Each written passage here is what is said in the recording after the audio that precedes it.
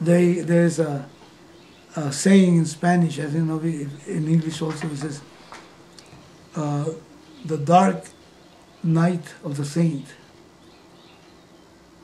The dark night of the saint, in which the saint suffers a lot because of it. Now, it doesn't mean that you need to be happy about the garbage that's coming out. just let it go. I mean, what the heck, it's a thought. And the thought was 20 years ago maybe. And now it's coming out, ready, come out. Don't burn it. Don't let it sprout in you again. Anyway, but it has to be done through understanding, otherwise you can't. That is why people hate auditors. Auditors? Mm-hmm. Have you ever had an audit done to you? Sure. And when the auditor comes out, he's going to see all the garbage. I don't want to see all the garbage. You know what? A person that is a Vedantin loves auditors. You know why? Because the garbage is shown, and then you can possibly make adjustments so you didn't realize. And you can become benefited. But I met an auditor about a month ago in a party we went to, and she says, your people you audit, do they love you? She said, no, they hate me. And I said, what do you think of this approach? People actually should be grateful that you came and brought all the stuff out, because you might not realize it. And then you can just change your ways and you can actually go into the right direction. It's like cleaning house and so on. But no, people just say it, they don't want to hear auditors. Generally, when audit means it's, people think of IRS tax audit. Mm-hmm. But we used to do on nuclear plant, we used to go and audit the engineers for their calculations, for their drawings, for their procedures, and they hated us. They used to call us molester. Here comes the molester, and I would tell them, I am helping you guys. When the Nuclear Regulatory Commission comes in and they sees your books are in good shape, you will thank us. Yeah, you will continue to exist as an engineer here. Yeah. Yeah. Yeah, but the mentality is normally not that. But why? Because then, there's so much stake. Yes. And you know what? But if a person takes the right attitude towards it, I would welcome an audit. As a matter of fact, please do it. As a matter of fact, you don't do it, and please keep me up. And write me up, please. I need to be written up, so and tell me what steps to take, all this stuff. But it is a threat to me, personal. We take it personally. And of course, it could be personal if they fire you. But they'll fire you more if you don't look at it on the correct light. Also, you don't have a learning process. Yeah. You don't learn anything if you're not audited. That's right. Yeah, don't come and make an order to my store, please. Anyway, that's the point on this one. All right. So attaches they are to the seen and unseen results of the reactions. I'm going to read the next one. The verse also tells us a little more about those who are bound in terms of guna and karma. They are described as mandas, those who have no viveka. Mandatva means dullness, quote unquote. The sense that you have when you have indigestion, for instance, and do not feel like eating or doing anything. You develop a complete dispassion, even towards foods that you like, and it lasts for as long as the discomfort lasts, at least. And if this is mandatva, and if this mandatva happens in our thinking, we have a definition for the person, manda, discussed in this verse. Nothing ignites in the brain of such a person. There is no fire whatsoever. Although situations unfold around the person, there is no assimilation, no response. Manda, I didn't know the word. Yeah, when I was growing up, and my mom say that. To put you down, saying, at one of the kids, that, Manda. Okay. Like calling you a Manda means you are slow learner. slow learner or a Dull. dull person.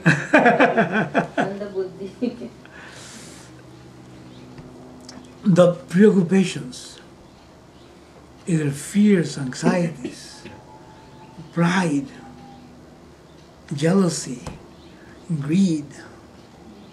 Now look at that. Those called what? Ashuddha. Is that right? Ashuddha means what? Impurity. Impurities. Remember we talked about those? They don't let us see and they don't let us hear. We're not available. We're not available. Knock, knock. Who's there? Nobody. I am so engrossed in my own mental mandatva, that knock, knock, and nobody home. You understand? This can happen.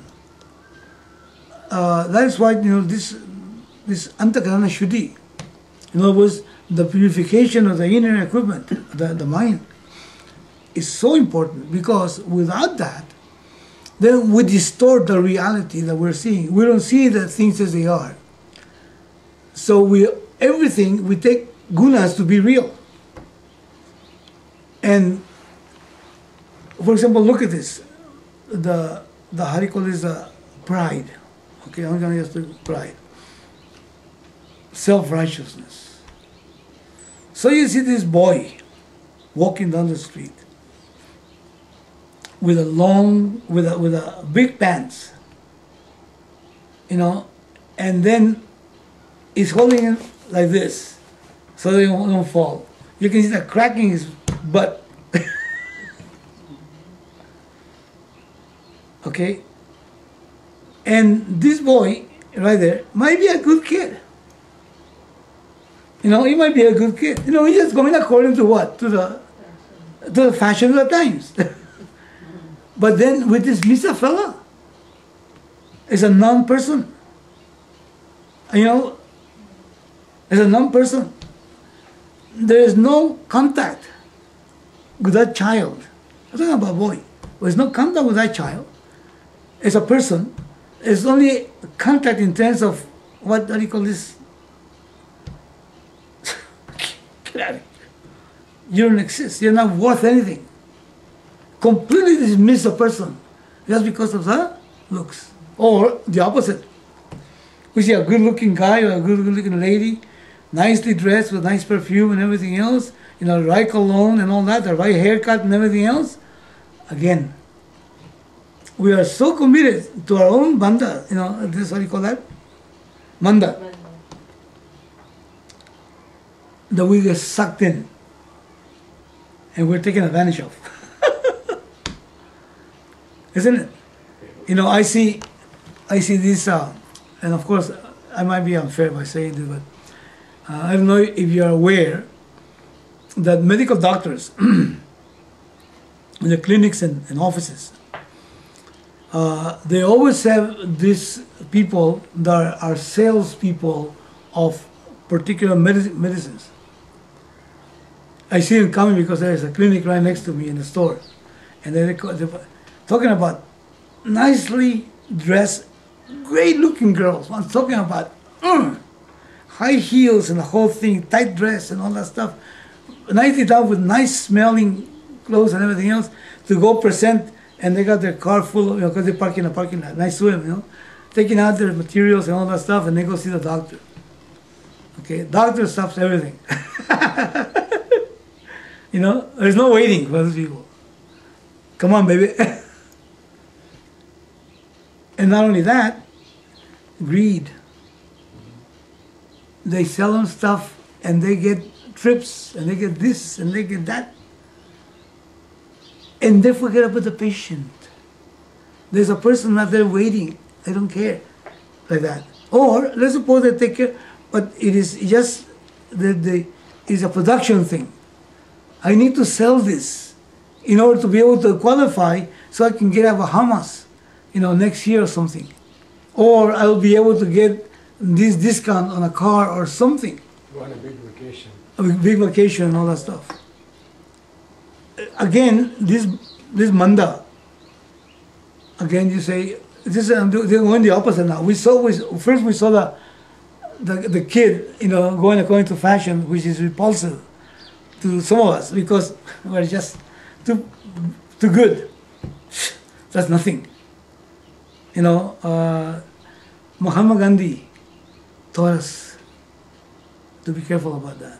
I don't know if you remember the movie. I only saw the movie, and I read some of the stories. He dressed like a Harijan. It was repulsive to some people to show that there's a person behind it. And he saw a magistrate out there who was going to put him in jail.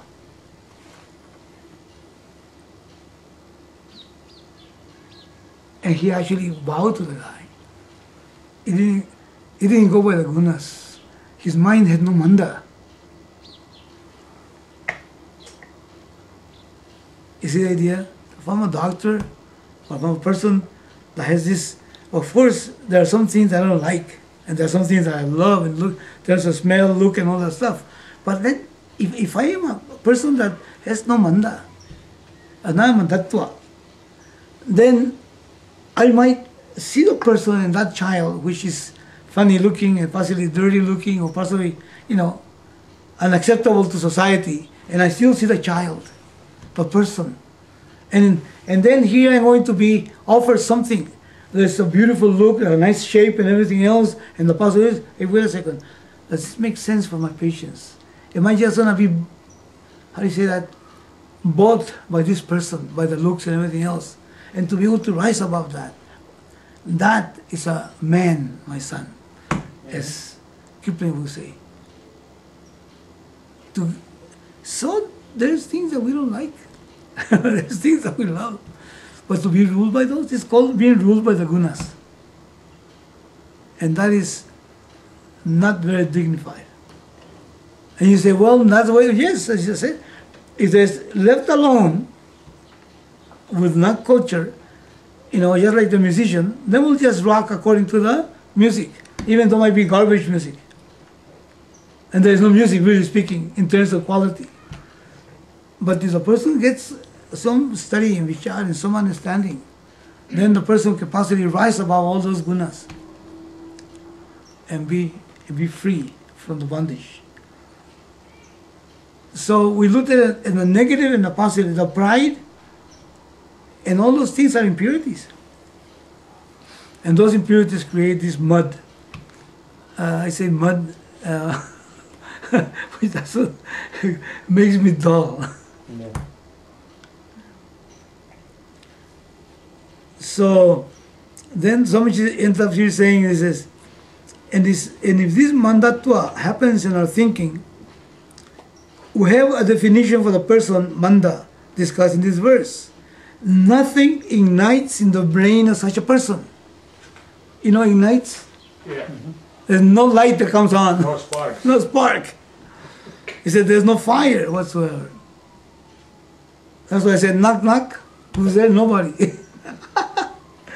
All those situations unfold around the person. There is no assimilation, no response. That's what Jesus meant by let the dead bury their dead. I said, but there's only one dead person. No, they're all dead.